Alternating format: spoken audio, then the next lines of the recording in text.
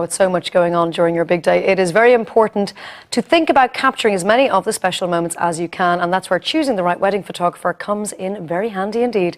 Laura has been to meet top snapper Jenny McCarthy to find out what's involved in documenting even the most important day of your life.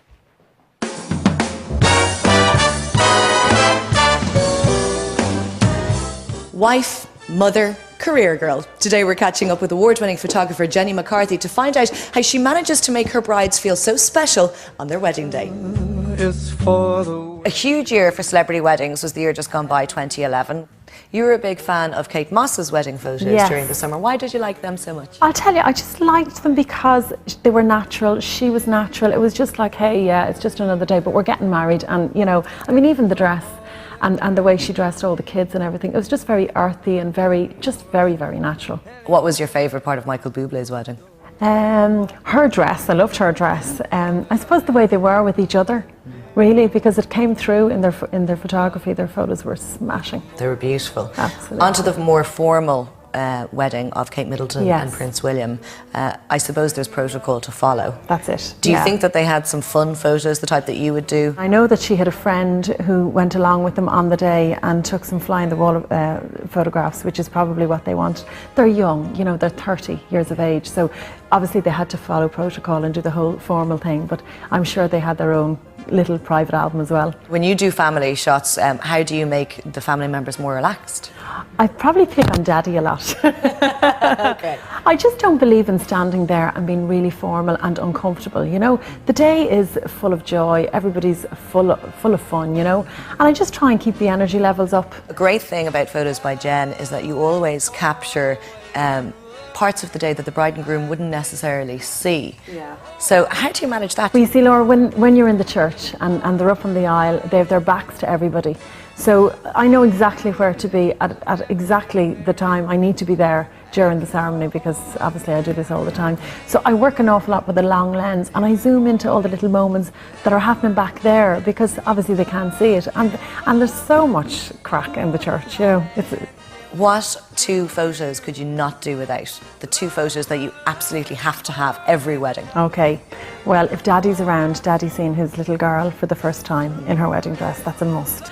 The emotion is unreal. The groom at the top of the aisle is, I mean, those shots are just priceless, because he's outside, he's full of the joys, he's, you know, probably a little bit nervous, but when the music goes on, oh my God. I'm only married 2 years now, but we really underestimated the power of photography on the day, because you forget those little bits of the day quite quickly. When you think about it, it's all you're left with.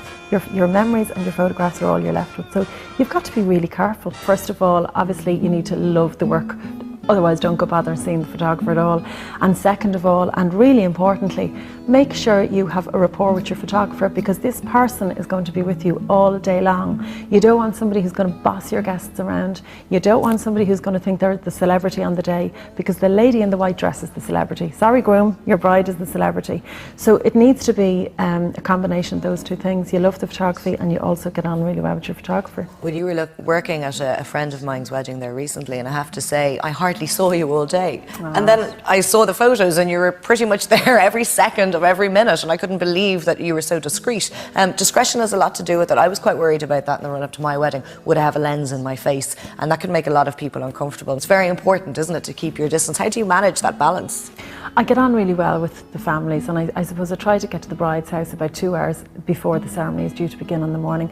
And basically what I want to do is just say to everybody, without saying it, it's only me, you know, and this is just my equipment. And when they're comfortable with me, then the camera is a secondary thing, you know. I mean, I don't particularly like having my photograph taken, but if I'm comfortable with the person who's taken the photograph, the photos will be fine. I never underestimate a wedding day, even though I do lots and lots of them. This is somebody else's very special day, and the fun and the emotion, the laughter and the tears, to be honest, it's all just priceless. And I just feel very, very honoured to be capturing somebody's special day and, you know, creating memories that they have for a lifetime. Now, people can catch you on your website. As well as that, you're going to be appearing at the Wedding Journal show. Tell us about that. Yes, I'm going to be there myself all weekend, tied to the desk.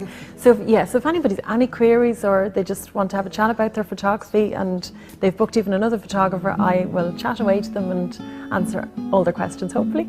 Very best of luck with it. Thanks so much, Laura.